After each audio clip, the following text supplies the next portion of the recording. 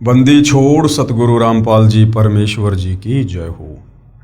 परम पिता परमात्मा सारी सृष्टि के रचनहार कुल मालिक असंख्य ब्रह्मांडों के स्वामी जगत गुरु तीनों लोकों में प्रवेश करके सबका धारण पोषण करने वाले राजाधीराज आत्माधार नाथों के नाथ देवों के देव महादेव सर्वेश्वर महेश्वर मृत्युंजय अजरो अमर आदि अनादि सनातनी प्रभु जगत पिता जगदीश्वर श्री श्री 1008 की उपाधि के वास्तविक अधिकारी अकाल मूर्त शब्द स्वरूपी राम वासुदेव सर्वगतम बरम परम पूज्य प्रथम पूज्य परम संत परम पुरुष परम धनी परम दयालु सत्य कबीर हक्का कबीर अल्लाहु कबीर अल्लाहु अकबर बाखबर अल्लाह ताला जगत के तारणहार जगत के मुक्तिदाता जगत के जगन्नाथ हारे के सहारे हिंदुओं के राम मुसलमानों के अल्लाह सिखों के वाहिगुरु ईसाइयों के मसीह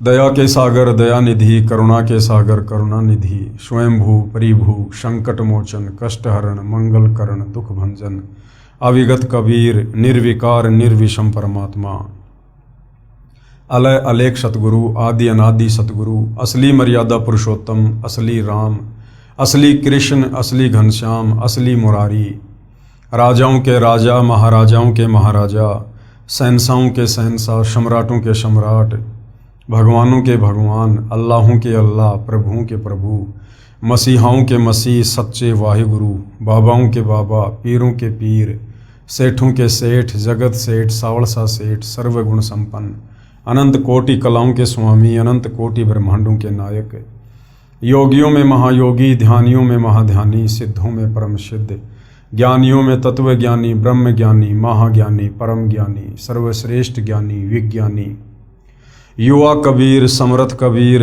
असमवात अमित ओजा सच्चे रहनुमा करीम अल्लाह सुभान अल्लाह दुनिया के अंतिम पैगंबर 8 सितंबर 1951 से गांव धनाना जिला सोनीपत हरियाणा भारतवर्ष की पावन भूमि पे प्रकट रियल कल की भगवान श्री नारायण साकार हरि श्री बाबा साहिब नूर अनंत परमात्मा सच्चे दरवेश सच्चे बाखबर संत श्रोमणी शहंशाह संसार परम पूज्य परमेश्वर सतगुरु रामपाल जी परमेश्वर जी के चरण कमल में आप और हम सभी भाई बहनों का अनंत कोटि दंडवत प्रणाम।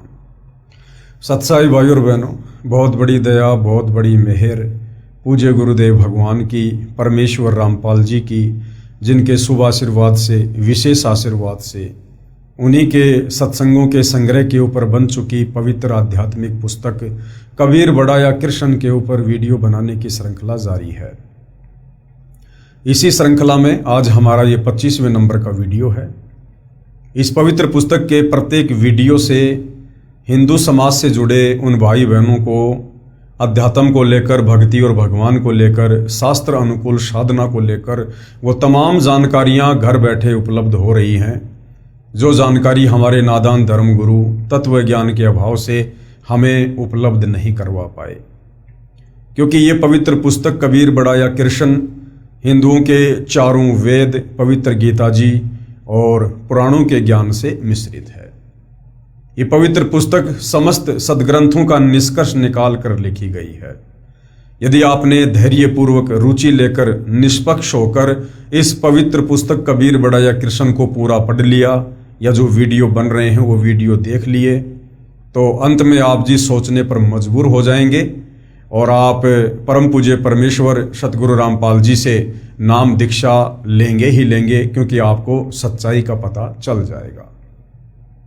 क्या सच्चाई? कि ये मनुष्य जन्म कितना अनमोल है, कितना कीमती है।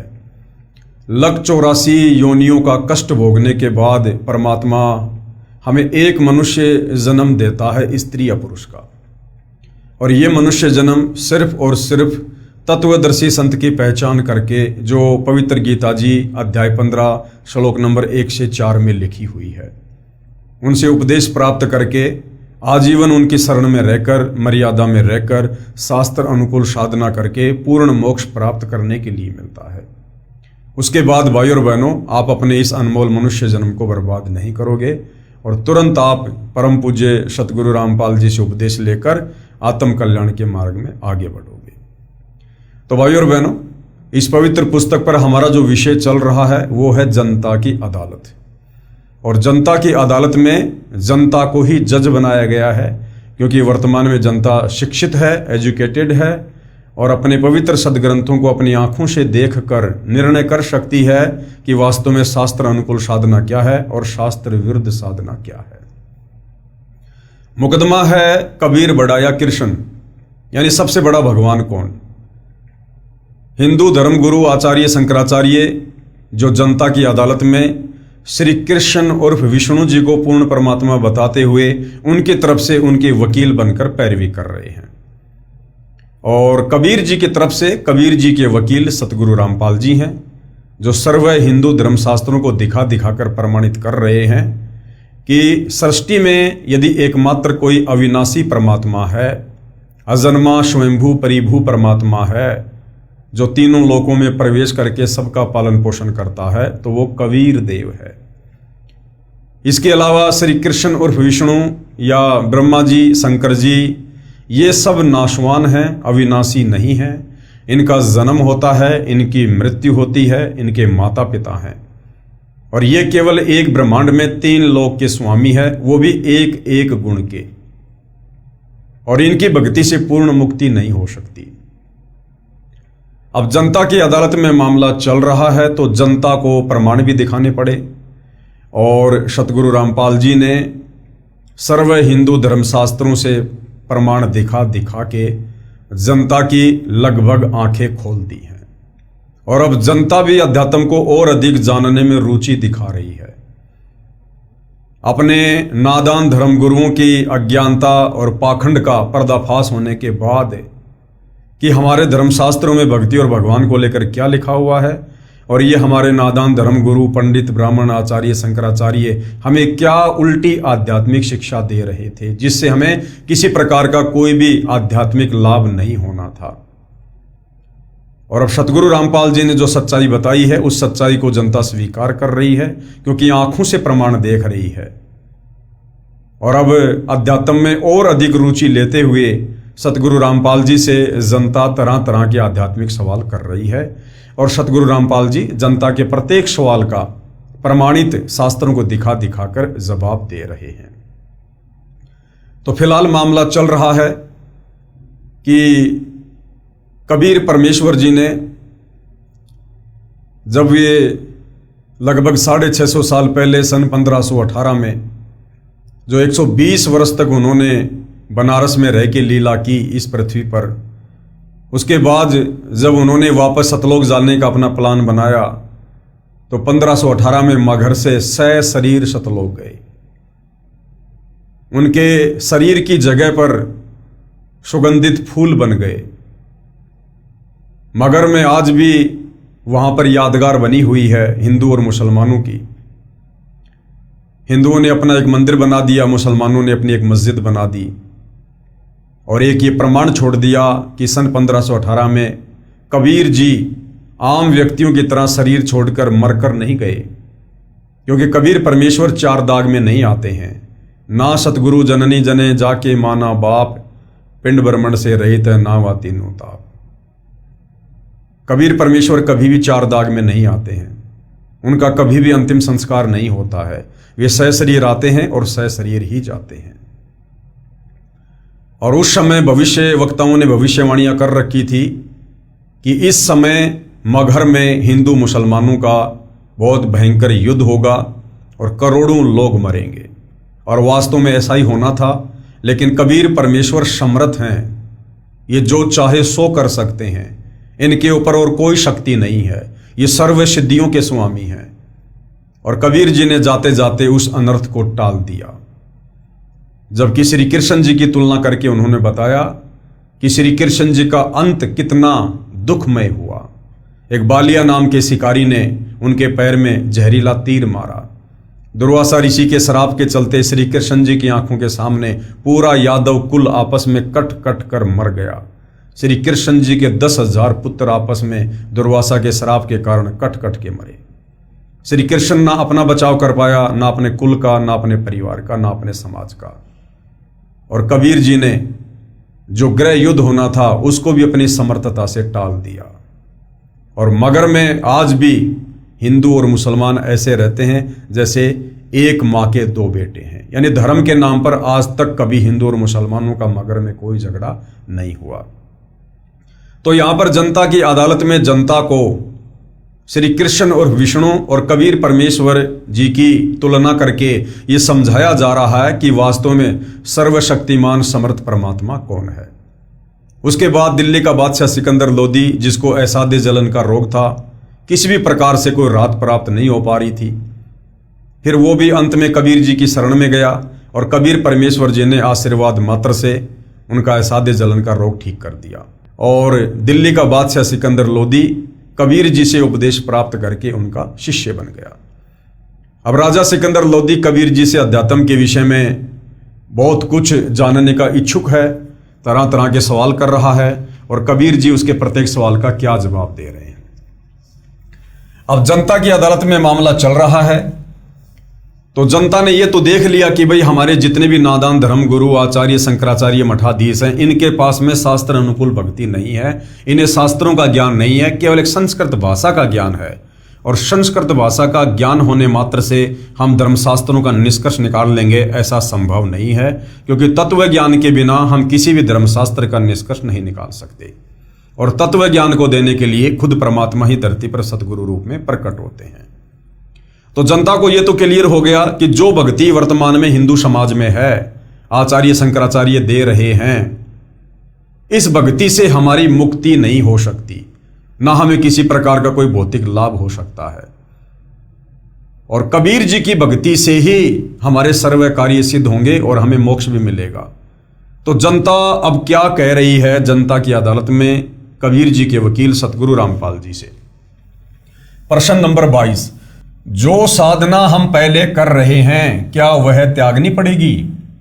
जनता की अदालत में जनता सतगुरु रामपाल जी से कह रही है कि महाराज जी, जो भक्ति साधना हम पहले कर रहे थे या वर्तमान में कर रहे हैं, जो भी हिंदू समाज में प्रचलित है परंपरागत देवी देवताओं की पूजा, माता मसाणी की पूजा, ब्रह्मा विष्णु महेश की पूजा, पेड़ पौधों की पूजा, क्या कबीर जी की भक्ति को लेने के लिए, आप जी से उपदेश लेने के लिए क्या हमने वो पहले वाली भक्ति त्यागनी पड़ेगी? उत्तर, यदि शास्त्र विधि रहित है तो त्यागनी पड़ेगी। जो भक्ति आप ब्रह्मा विष्णु महेश की, देवी देवताओं की, माता मसाणी की कर रहे हो, यदि वो शास्त्रों के विरुद्ध है, मनमाना आचरण है, किसी भी शास्त्र में उस भक्ति को करने का उल्लेख नहीं है, तो आपने वो भक्ति त्यागनी ही पड़ेगी। क्योंकि गीता अध्याय 16 श्लोक नंबर 23 और 24 हमें यही बताता है कि अर्जुन, शास्त्र विधि को त्याग कर जो मनमाना आचरण करते हैं, यानी जो भक्ति साधना परमात्मा ने गीता जी में और वेदों में बताई है, उसके अलावा यदि हम कोई भी मनमुखी भक्ति करते हैं, मनमुखी मंत्रों का जाप करते हैं, उससे हमें किसी प्रकार का कोई लाभ नहीं होगा, वो मनमाना आचरण है। तो सतगुरु रामपाल जी कह रहे हैं, यदि शास्त्र विधि रहित है तो फिर त्यागनी पड़ेगी। यदि अनाधिकारी से दीक्षा ले रखी है, उसका कोई लाभ नहीं होना, पूर्ण गुरु से साधना की दीक्षा लेनी पड़ेगी। और पूर्ण गुरु कौन होता है? पूर्ण गुरु खुद कबीर भगवान ही होता है, जो तत्वदर्शी संत के रूप में धरती पर प्रकट होते हैं। और वर्तमान में इस पृथ्वी पर पूर्ण गुरु तत्वदर्शी संत सतगुरु रामपाल जी हैं। प्रश्न नंबर 23, परमात्मा साकार है या निराकार है? उत्तर दे रहे हैं, परमात्मा साकार है, नर स्वरूप है, यानी इंसान जैसा रूप है परमात्मा का, अर्थात मनुष्य जैसे आकार का है। अव्यक्त का अर्थ निराकार नहीं होता है, साकार होता है। उदाहरण के लिए, जैसे सूर्य के सामने बादल छा जाते हैं, उस समय सूर्य अव्यक्त होता है, हमें भले ही दिखाई नहीं देता, परंतु सूर्य अव्यक्त है अर्थात साकार है। जो प्रभु हमें सामान्य साधना से दिखाई नहीं देते, वे अव्यक्त कहे जाते हैं। जैसे गीता जी अध्याय 7 श्लोक 24-25 में गीता ज्ञानदाता ने यानी काल ब्रह्म ने अपने आप को अव्यक्त कहा है, क्योंकि वह श्री कृष्ण जी के शरीर में प्रवेश करके बोल रहा था। जब व्यक्त हुआ तो विराट रूप दिखाया था। यह पहला अव्यक्त प्रभु हुआ। जो क्षर पुरुष कहलाता है यानी काल कहलाता है, जिसे काल भी कहते हैं। गीता अध्याय 8 श्लोक 17 से 19 तक दूसरा अव्यक्त अक्षर पुरुष है जो सात संग ब्रह्मांड का स्वामी है। गीता अध्याय 8 श्लोक 20 में कहा है कि इस अव्यक्त अर्थात अक्षर पुरुष से दूसरा सनातन अव्यक्त परमेश्वर अर्थात परम अक्षर पुरुष है। इस प्रकार ये तीनों साकार यानी नर आकार हैं, प्रभु हैं। अव्यक्त का अर्थ निराकार नहीं होता। क्षर पुरुष यानी ब्रह्म ने प्रतिज्ञा की है कि मैं कभी भी अपने वास्तविक रूप में किसी को दर्शन नहीं दूंगा। क्यों? क्योंकि इसको कबीर परमेश्वर जी की तरफ से श्राप लगा हुआ है। प्रमाण गीता अध्याय 11 श्लोक 47 और 48 में, जिसमें कहा है कि हे अर्जुन, ये मेरा विराट रूप आपने देखा, ये मेरा रूप आपके अलावा पहले किसी ने नहीं देखा, मैंने तुझ पर अनुग्रह करके दिखाया है। ये देखिएगा पवित्र गीता जी पेश है। गीता जी अध्याय 11 श्लोक 47 की फोटोकॉपी। मया प्रश्नेन तव अर्जुन इदम रूपम परम दर्शितम आत्मयोगात तेजोमयम विश्वम अनंतम आधम। क्या लिखा है यहां पर? इस प्रकार अर्जुन की प्रार्थना को सुनकर श्री भगवान बोले यानी काल ब्रह्म बोला, हे अर्जुन, अनुग्रह पूर्वक मैंने अपनी योग शक्ति के प्रभाव से यह मेरा परम तेजोमय सबका आदि और सीमा रहित विराट रूप तुझको दिखलाया है, जिसे तेरे अतिरिक्त दूसरे किसी ने पहले नहीं देखा। यानी जो काल है वो निराकार नहीं है, वो अव्यक्त है, दूसरे के शरीर में प्रवेश करके अपना काम करता है, अपना ज्ञान देता है। गीता अध्याय 11 श्लोक 48 में कहा कि ये मेरा स्वरूप न तो वेदों में वर्णित विधि से, न जप से, न तप से, न यज्ञ आदि से देखा जा सकता है। इससे सिद्ध हुआ कि क्षर पुरुष यानी गीता ज्ञानदाता ये काल को किसी भी ऋषि, महर्षि व साधक ने नहीं देखा, जिस कारण से इसे निराकार मान बैठे। सूक्ष्म वेद यानी तत्व ज्ञान में कहा है कि खोजत खोजत था किया, अंत में कहा बेचून, न गुरु पूरा न साधना सत्य, हो रहे जूनम जून। जब ये काल ब्रह्म, ब्रह्मा विष्णु महेश का पिता, दुर्गा का पति, ज्योति निरंजन खुद कह रहा कि अर्जुन, मेरे रूप के दर्शन, मेरे इस ब्रह्म रूप के दर्शन, काल रूप के दर्शन कोई किसी भी विधि से नहीं कर सकता है, ना जप से, ना तप से, ना वेदों के अनुसार भक्ति से, ना गीता के अनुसार भक्ति से। अर्थात सतयुग से लेकर वर्तमान तक हमारे जितने भी आचार्य, शंकराचार्य, संत, महात्मा, ऋषि थे, तपस्वी थे, उनको इस काल ब्रह्म ने दर्शन नहीं दिए। और दर्शन ना देने के कारण उन्होंने अंत में थक हार कर इसको निराकार घोषित कर दिया। क्यों? क्योंकि हमारे साधु संत, महात्मा, ऋषि, आचार्य, शंकराचार्य तत्व ज्ञान से अपरिचित थे, उनको सृष्टि रचना का ज्ञान नहीं था। अगर उनको सृष्टि रचना का ज्ञान होता, कोई तत्वदर्शी संत उनका गुरु होता, तो वो कभी भी इस काल ब्रह्म को निराकार नहीं कहते। फिर उन्हें पता होता कि इसको एक भयंकर श्राप लगा हुआ है, इसने सतलोक में बहुत बड़ी गलती की थी, उसकी सजा स्वरूप परमेश्वर ने इसको श्राप दिया है। उस श्राप के चलते ये अव्यक्त रहता है, छुपा रहता है, अपने काल रूप में किसी को दर्शन नहीं देता, इसने प्रतिज्ञा कर रखी है।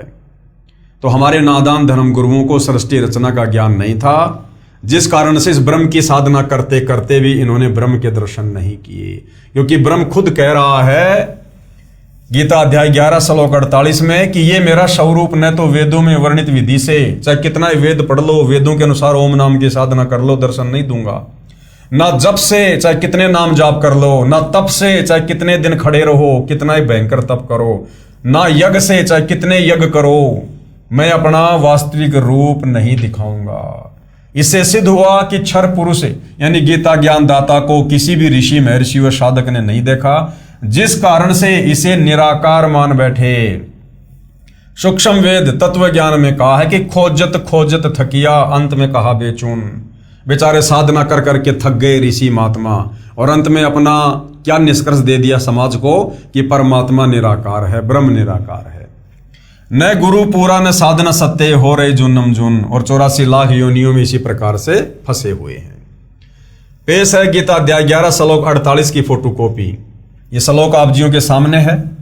हे अर्जुन, मनुष्य लोक में इस प्रकार विश्व रूप वाला मैं न वेद और यज्ञों के अध्ययन से, न दान से, न क्रियाओं से और न उग्र तपों से ही तेरे अतिरिक्त दूसरे के द्वारा देखा जा सकता हूं। यानी कोई कितनी साधना कर ले, कितनी भी कोशिश कर ले, मैं ब्रह्म दर्शन नहीं दूंगा। अब गीता अध्याय 7 श्लोक 24-25 में गीता ज्ञानदाता ने स्पष्ट कर ही दिया है कि मैं अपनी योग माया से छिपा रहता हूं, यानी अपनी सिद्धि शक्ति से छिपा रहता हूं। मैं किसी के समक्ष यानी सामने नहीं आता। मैं अव्यक्त हूं, निराकार नहीं हूं। मैं अव्यक्त हूं, छुपा रहता हूं, आकार में हूं। छिपा है तो साकार है। अक्षर पुरुष भी अव्यक्त है। जो सात संग ब्रह्मांड का स्वामी है वो भी अव्यक्त रहता है। यह ऊपर प्रमाणित हो चुका है। इस प्रभु अक्षर पुरुष की यहां कोई भूमिका नहीं है। ये अपने सात संग ब्रह्मांडों तक सीमित है, इसलिए इसको कोई नहीं देख सका। पेश है गीता अध्याय 7 श्लोक 24-25 की फोटोकॉपी। गीता अध्याय 7 श्लोक 24 की फोटोकॉपी। अव्यक्तम व्यक्तिम आपनम मनन्ते माम अबुद्धे परम भावम अजानतम मम अव्ययम अनुत्तमम। बुद्धिहीन पुरुष मेरे अनुत्तम अविनाशी परम भाव को न जानते हुए कि मैं कभी किसी को दर्शन नहीं देता, मैं छुपा रहता हूं, मैं काल हूं, मुझे श्राप लगा हुआ है, ये बुद्धिहीन लोग नहीं जानते। अब इन बुद्धिहीन लोगों में हमारे पंडित, ब्राह्मण, धर्मगुरु, आचार्य, शंकराचार्य सब आ गए। मन इंद्रियों से परे मुझ सच्चिदानंद घन परमात्मा को मनुष्य की भांति जन्म कर व्यक्ति भाव को प्राप्त हुआ मानते हैं। ये मुझे श्री कृष्ण जी की तरह जन्म लेकर आया हुआ मानते हैं, लेकिन मैं जन्म नहीं लेता। गीता अध्याय 7 श्लोक 25 की फोटोकॉपी। अपनी योग माया से छिपा हुआ, यानी मैं छिपा हुआ रहता हूं। अब जो छिपा हुआ है इसका मतलब साकार है। मैं यानी ब्रह्म काल सबके प्रत्यक्ष यानी सामने नहीं होता, इसलिए यह अज्ञानी जन समुदाय मुझ जन्म रहित अविनाशी परमेश्वर को नहीं जानता, अर्थात मुझको जन्मने मरने वाला समझता है। परम अक्षर पुरुष यानी कबीर देव, कबीर परमात्मा, इस प्रभु की सर्व ब्रह्मांडों में भूमिका है। ये परमात्मा जब चाहे किसी भी ब्रह्मांड में आ सकते हैं, जा सकते हैं। ये काल के किस ब्रह्मांड में आ जाते हैं, अक्षर पुरुष के साथ संग ब्रह्मांडों में चले जाते हैं। ऊपर के चारों अजरो अमर अविनाशी लोकों में भ्रमण करते रहते हैं, क्योंकि ये सारी सृष्टि के मालिक हैं। ये सत्य लोक में रहते हैं, जो काल लोक 21 ब्रह्मांड से 16 संकोश दूर है। एक कोश लगभग 3 किलोमीटर का होता है। इसकी प्राप्ति की साधना वेदों, चारों वेदों में वर्णित नहीं है। कबीर परमेश्वर को प्राप्त करने की साधना, सतलोक जाने का मार्ग इन चारों वेदों में नहीं है। वो कंप्लीट मार्ग बताने के लिए खुद कबीर परमात्मा तत्वदर्शी संत के रूप में आते हैं, जिस कारण से इस प्रभु को कोई नहीं देख सका। जब ये प्रभु परम अक्षर ब्रह्म यानी कबीर देव पृथ्वी पर सशरीर प्रकट होता है तो कोई इन्हें पहचान नहीं पाता। परमात्मा कबीर जी ने कहा है कि हम ही अलख अल्लाह हैं, कुतुब गोश और पीर, गरीब दास खालिक धनी और हमरा नाम कबीर। हम पूर्ण परमात्मा हैं, हम ही पीर अर्थात सत्य ज्ञान देने वाले सतगुरु हैं। सर्व सृष्टि का मालिक भी मैं ही हूं, मेरा नाम कबीर है। परंतु सर्व साधकों, ऋषियों, महर्षियों ने यही ज्ञान दृढ़ कर रखा होता है कि परमात्मा तो निराकार है, क्योंकि हमारे इन नादान धर्म गुरुओं ने ब्रह्म की साधना करते करते अंत में समाज को ये निष्कर्ष निकाल के दे दिया कि परमात्मा निराकार है, और सदियों से यही रट्टा लगाते हुए आ रहे हैं। और जब वो कबीर परमात्मा धरती पर सशरीर प्रकट होता है मनुष्य रूप में अपने तेजोमय शरीर को हल्का करके, तो हम तो पहले से ही अज्ञान वाली चश्मा अपनी आंखों पर लगाए हुए हैं नादान धर्मगुरुओं के कहने पर। और जब वो भगवान आकर कहता है कि मैं भगवान हूं, मैं परमात्मा हूं, तो हम उसकी बातों पर यकीन नहीं करते, क्योंकि हम परमात्मा को निराकार मान चुके होते हैं।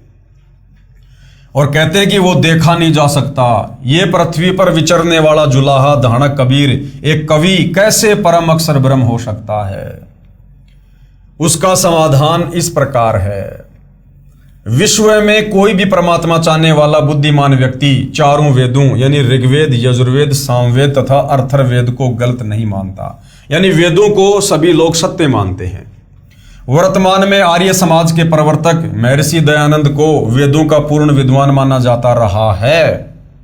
इनका भी यह कहना है कि परमात्मा निराकार है। आर्य समाज और महर्षि दयानंद वेदों के ज्ञान को सत्य मानते हैं।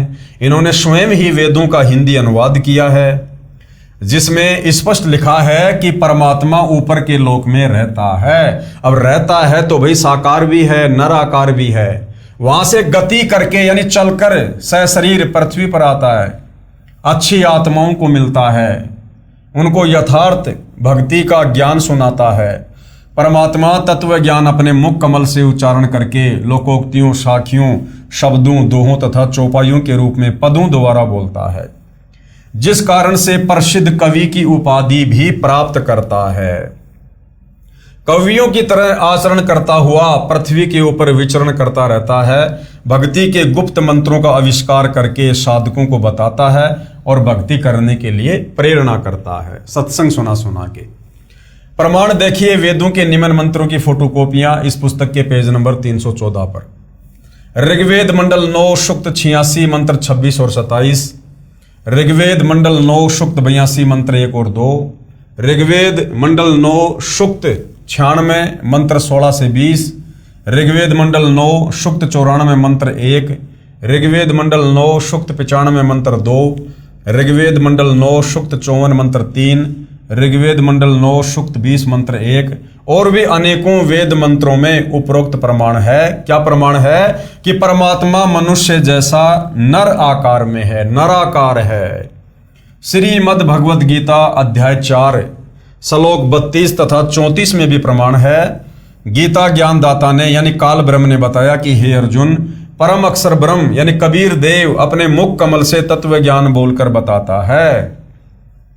उस सच्चिदानंद घन ब्रह्म की वाणी में यज्ञों अर्थात धार्मिक अनुष्ठानों की जानकारी विस्तार से कही गई है। उसको जानकर सर्व पापों से मुक्त हो जाएगा।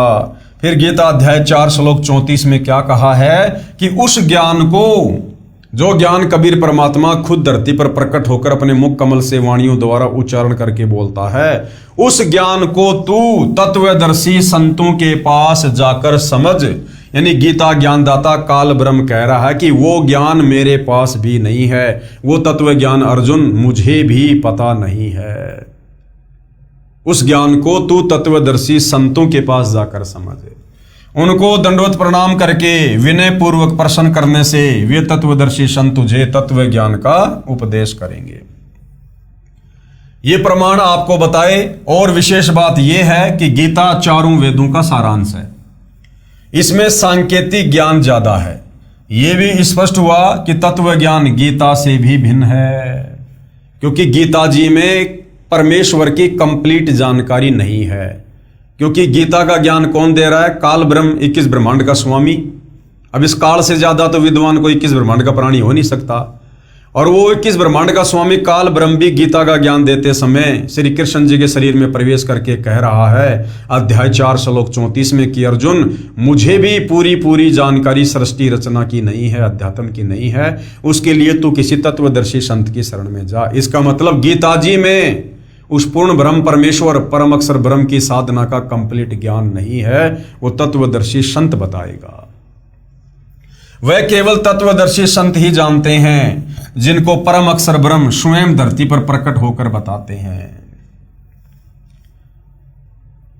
कबीर बड़ा या कृष्ण अध्याय नंबर 2, जनता की अदालत में जो मामला चल रहा है, अब उसका अध्याय नंबर 2 शुरू हो जाता है। और क्या है? किसने देखा परमेश्वर?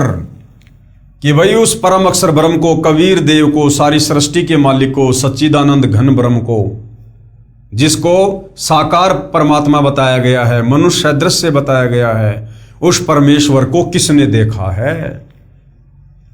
प्रश्न नंबर 24, किन किन पुण्यात्मा महात्माओं को परमात्मा यानी कबीर परमेश्वर परम अक्षर ब्रह्म मिले हैं? उत्तर है, परमात्मा चारों युगों में प्रकट होकर ज्ञान सुनाते हैं। सतयुग में सत सुकृत नाम से, त्रेता युग में मुनिंद्र नाम से, द्वापर युग में करुणामय नाम से और कलयुग में कबीर नाम से परमेश्वर प्रकट हुए हैं। सूक्ष्म वेद में कहा है कि सूक्ष्म वेद यानी पांचवा वेद, सतयुग में सत सुकृत कह टेरा, त्रेता नाम मुनिंद्र मेरा, द्वापर में करुणा में कहाया और कलयुग नाम कबीर धराया। परम अक्षर ब्रह्म कौन है? परम अक्षर ब्रह्म एक होता है ब्रह्म। ब्रह्म कौन है? ये 21 ब्रह्मांड का स्वामी, दुर्गा का पति, ब्रह्मा विष्णु महेश का पिता, जो गीता का ज्ञान देने वाला है, इसको कहते हैं ब्रह्म। दूसरा है पर ब्रह्म, जो सात संग ब्रह्मांड का स्वामी है, जिसको अक्षर पुरुष भी कहते हैं, पर ब्रह्म भी कहते हैं। और तीसरा है परम अक्षर ब्रह्म यानी कबीर देव, तत्व ब्रह्म, सारी सृष्टि का मालिक। परम अक्षर ब्रह्म कौन है तथा किस किस को मिला परमात्मा? कलयुग में परमेश्वर जिन जिन महान आत्माओं को मिले उनको तत्व ज्ञान बताया, उनका मैं संक्षिप्त वर्णन करता हूं। किन किन को मिले? संत धर्मदास जी से परमेश्वर कबीर जी का साक्षात्कार। श्री धर्मदास जी बनिया जाति से थे, जो बांधवगढ़ यानी मध्य प्रदेश के रहने वाले बहुत धनी व्यक्ति थे। उनको भक्ति की प्रेरणा बचपन से ही थी, जिस कारण से एक रूपदास नाम के वैष्णव संत को गुरु धारण कर रखा था। हिंदू धर्म में जन्म होने के कारण संत रूपदास जी श्री धर्मदास जी को राम, कृष्ण, विष्णु तथा शंकर जी की भक्ति करने को कहते थे। एकादशी का व्रत, तीर्थों पर भ्रमण करना, श्राद्ध कर्म, पिंडोदक क्रिया सब करने की राय दे रखी थी। गुरु रूपदास जी द्वारा बताई सभी साधना श्री धर्मदास जी पूरी आस्था के साथ किया करते थे। गुरु रूपदास जी की आज्ञा लेकर धर्मदास जी मथुरा नगरी में तीर्थ दर्शन, तीर्थ स्नान करने तथा गिरिराज यानी गोवर्धन पर्वत की परिक्रमा करने के लिए गए हुए थे। परम अक्षर ब्रह्म यानी कबीर देव एक जिंदा महात्मा की वेशभूषा में धर्मदास जी को स्वयं मथुरा में मिले। श्री धर्मदास जी ने उस तीर्थ तालाब में स्नान किया जिसमें श्री कृष्ण जी बाल्यकाल में स्नान किया करते थे। फिर उसी जल से एक लोटा भरकर लाए, भगवान श्री कृष्ण जी की पीतल की मूर्ति जिसको शालिग्राम कहते हैं उसके चरणों पर डालकर दूसरे बर्तन में डालकर चरणामृत बनाकर पिया। फिर शालिग्राम को स्नान करवाकर अपना कर्मकांड पूरा किया। एक स्थान को लीप कर अर्थात गारा तथा गाय का गोबर मिलाकर कुछ भूमि पर पलस्तर करके उस पर स्वच्छ कपड़ा बिछाकर श्रीमद् भगवत गीता का पाठ करने बैठे। ये सारी क्रिया जब धर्मदास जी कर रहे थे, परमात्मा जिंदा वेश में थोड़ी दूरी पर बैठे देख रहे थे। धर्मदास जी भी देख रहे थे कि एक मुसलमान संत मेरी भक्ति क्रियाओं को बहुत ध्यानपूर्वक देख रहा है। लगता है इसको हम हिंदुओं की साधना मन भा गई है। इसलिए श्रीमद् भगवत गीता का पाठ कुछ ऊंचे स्वर में करने लगा तथा हिंदी का अनुवाद भी पढ़ने लगा। परमेश्वर उठकर धर्मदास जी के निकट आकर बैठ गए। धर्मदास जी को अपना अनुमान सत्य लगा कि वास्तव में इस जिंदा वेशधारी बाबा को हमारे धर्म का भक्ति मार्ग अच्छा लग रहा है। इसलिए उस दिन गीता के कई अध्याय पढ़े तथा उनका अर्थ भी सुनाया। जब धर्मदास जी अपना दैनिक भक्ति कर्म कर चुका तब परमात्मा ने कहा कि हे महात्मा जी, आपका शुभ नाम क्या है? कौन जाति से हैं? आप जी कहाँ के निवासी हैं? किस धर्म पंथ से जुड़े हैं? कृपया बताने का कष्ट करें। मुझे आपका ज्ञान बहुत अच्छा लगा, मुझे भी कुछ भक्ति ज्ञान सुनाइए, आपकी अति कृपया होगी। यानी परमात्मा धर्मदास जी के निकट आने का प्रयास कर रहे हैं, धर्मदास जी की भूरी भूरी प्रशंसा करके।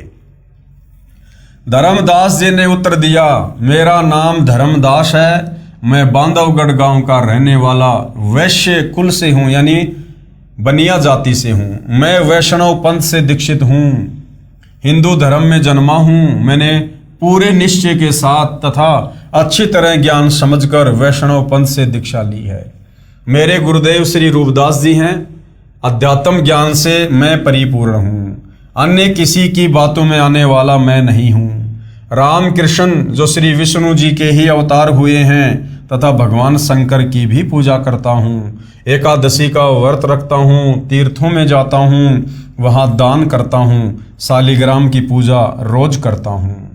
ये पवित्र पुस्तक श्रीमद् भगवद गीता है, इसका नित्य पाठ करता हूँ। मैं अपने पूर्वजों का जो स्वर्गवासी हो चुके हैं श्राद्ध भी करता हूँ, पिंडदान भी करता हूँ। मैं कोई जीव हिंसा नहीं करता, मांस मदिरा तंबाकू सेवन नहीं करता। परमेश्वर कबीर जी ने पूछा कि आप जिस पुस्तक को पढ़ रहे थे इसका नाम क्या है? धर्मदास जी ने बताया कि ये श्रीमद् भगवत गीता है। हम शुद्ध रहते हैं, शूद्र को निकट भी नहीं आने देते, यानी हम मांस वगैरह नहीं खाते। प्रश्न नंबर 25, कबीर जी जिंदा रूप में आप क्या नाम जाप करते हो? अब महात्मा संत की वेशभूषा में, जिंदा बाबा की वेशभूषा में धर्मदास जी से कबीर परमात्मा ने पूछा कि आप क्या मंत्र जाप करते हो महात्मा जी?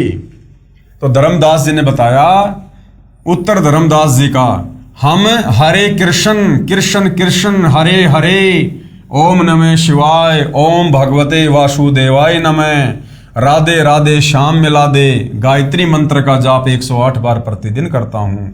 विष्णु सहस्त्र नाम का जाप भी करता हूँ, यानी विष्णु जी के रोज 1000 मंत्रों का जाप करता हूँ। फिर कबीर परमात्मा जी ने सवाल किया, हे महात्मा धर्मदास, गीता का ज्ञान किसने दिया? उत्तर धर्मदास का, कुल के मालिक सर्वशक्तिमान भगवान श्री कृष्ण जी ने, यही श्री विष्णु जी हैं।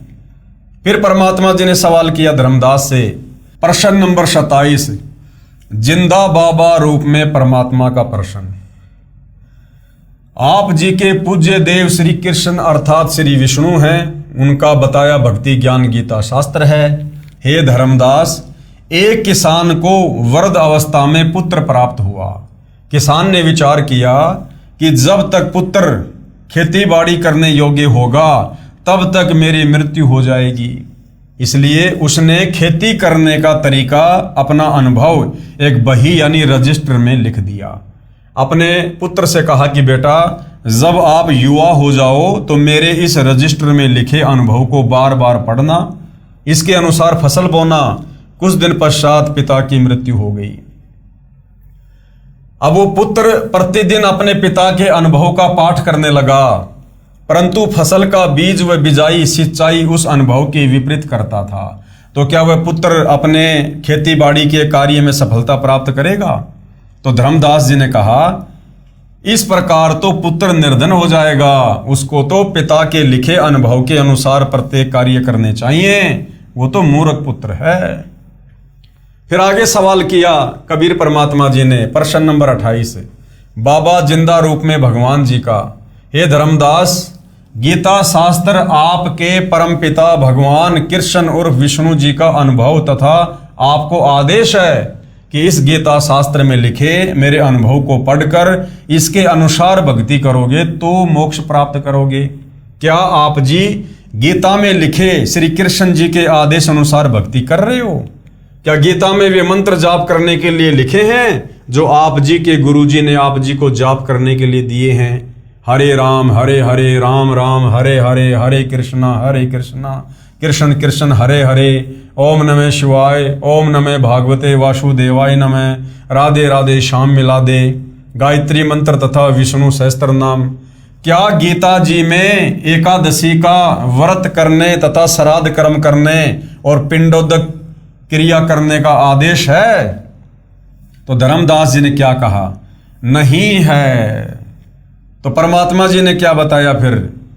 फिर आप जी तो उस किसान के बेटे वाला ही कार्य कर रहे हो जो पिताजी की आज्ञा की अवहेलना करके मनमानी विधि से गलत बीज गलत समय पर फसल बीज कर मूर्खता का प्रमाण दे रहा है।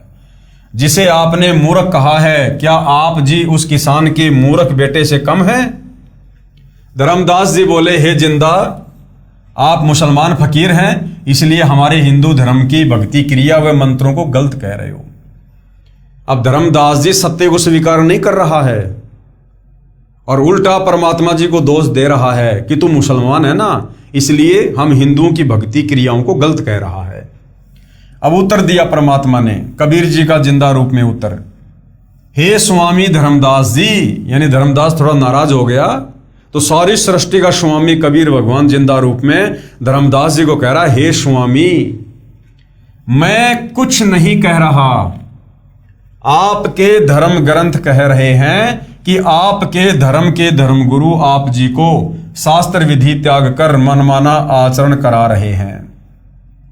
जो आपकी गीता के अध्याय 16 श्लोक 23-24 में भी कहा है कि हे अर्जुन, जो साधक यानी भगत शास्त्र विधि को त्याग कर, यानी जो भक्ति जो नाम गीता और वेदों में नहीं है उसको त्याग कर जो मनमाना आचरण करता है, अर्थात मनमाने मंत्र जाप करता है, मनमाने श्राद्ध कर्म व पिंडोदक कर्म व व्रत आदि करता है, उसको न तो कोई सिद्धि प्राप्त हो सकती है, न सुख ही प्राप्त होगा और न ही गति अर्थात मुक्ति मिलेगी।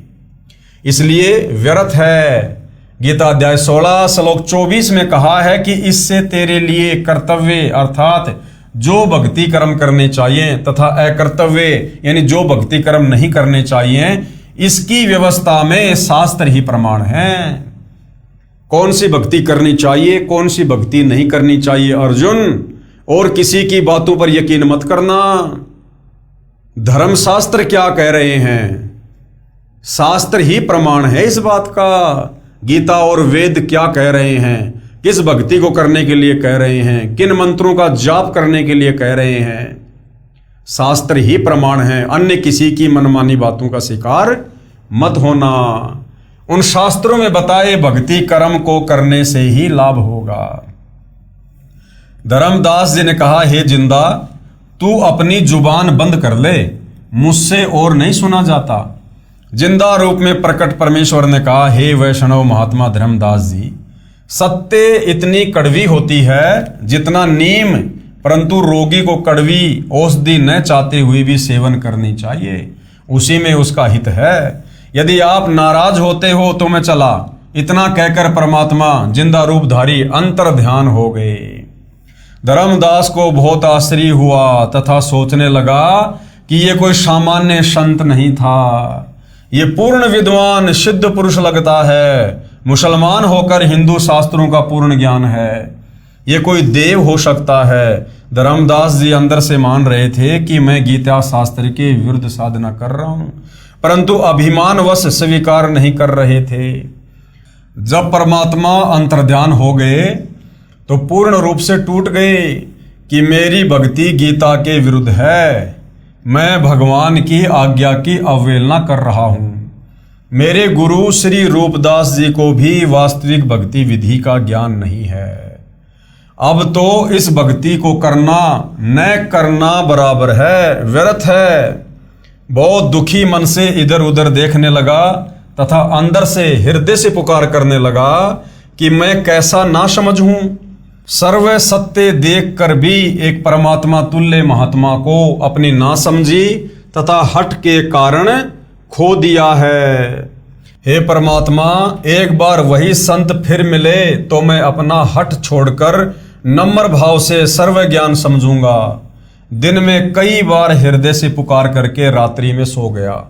सारी रात्रि करवट लेता रहा, सोचता रहा, हे परमात्मा ये क्या हुआ। सर्व साधना शास्त्र विरुद्ध कर रहा हूं। उस फरिश्ते ने मेरी आंखें खोल दी। मेरी आयु 60 वर्ष हो चुकी है। अब पता नहीं वह देव जिंदा रूपी पुनः मिलेगा कि नहीं। प्रातः काल वक्त से उठा, पहले खाना बनाने लगा। उस दिन भक्ति की कोई क्रिया नहीं की। पहले दिन जंगल से कुछ लकड़ियां तोड़कर रखी थी, उनको चूल्हे में जलाकर भोजन बनाने लगा। एक लकड़ी मोटी थी, वह बीचों बीच थोती थी, उसमें अनेकों चींटियां थी। जब वह लकड़ी जलते जलते छोटी रह गई तब उसका पिछला हिस्सा धर्मदास जी को दिखाई दिया तो देखा उस लकड़ी के अंतिम भाग में कुछ तरल पानी सा जल रहा है। चींटियां निकलने की कोशिश कर रही थी, वे उस तरल पदार्थ में गिरकर जलकर मर रही थी। कुछ अगले हिस्से में अग्नि से जलकर मर रही थी। धर्मदास जी ने विचार किया, ये लकड़ी बहुत जल चुकी है, इसमें अनेकों चींटियां जलकर भस्म हो गई हैं। उसी समय अग्नि बुझा दी। विचार करने लगा कि इस पाप युक्त भोजन को मैं नहीं खाऊंगा, किसी साधु संत को खिलाकर मैं उपवास रखूंगा, इससे मेरे पाप कम हो जाएंगे। ये विचार करके सर्व भोजन एक थाल में रखकर साधु की खोज में चल पड़ा। परमेश्वर कबीर जी ने अन्य वेशभूषा बनाई जो हिंदू संत की होती है। एक पेड़ के नीचे बैठ गए। धर्मदास जी ने साधु को देखा, उनके सामने भोजन का थाल रखकर कहा कि हे महात्मा जी, भोजन खाओ। साधु रूप में परमात्मा ने कहा कि लाओ धर्मदास, भूख लगी है। अपने नाम से संबोधन सुनकर धर्मदास को आश्रित हुआ, परंतु अधिक ध्यान नहीं दिया। साधु रूप में विराजमान परमात्मा ने अपने लोटे से कुछ जल हाथ में लिया तथा कुछ वाणी अपने मुख से उच्चारण करके भोजन पर जल छिड़क दिया। सर्व भोजन की चींटियां बन गई। चींटियों से थाली काली हो गई। चींटियां अपने अंडों को मुख में लेकर थाली से बाहर निकलने की कोशिश करने लगी। परमात्मा भी उसी जिंदा महात्मा के रूप में हो गए जो पहले दिन धर्मदास जी को मिले थे। तब कहा कि हे धर्मदास वैष्णव संत, आप बता रहे थे कि हम कोई जीव हिंसा नहीं करते, आपसे तो कसाई भी कम हिंसक है, आपने तो करोड़ों जीवों की हिंसा कर दी। धर्मदास जी उसी समय साधु के चरणों में गिर गया तथा पूर्व दिन हुई गलती की क्षमा मांगी तथा प्रार्थना की कि हे प्रभु, मुझ अज्ञानी को क्षमा करो। मैं कहीं का नहीं रहा, क्योंकि पहले वाली साधना पूर्ण रूप से शास्त्र विरुद्ध है, उसे करने का कोई लाभ नहीं। ये आप जी ने गीता से ही प्रमाणित कर दिया।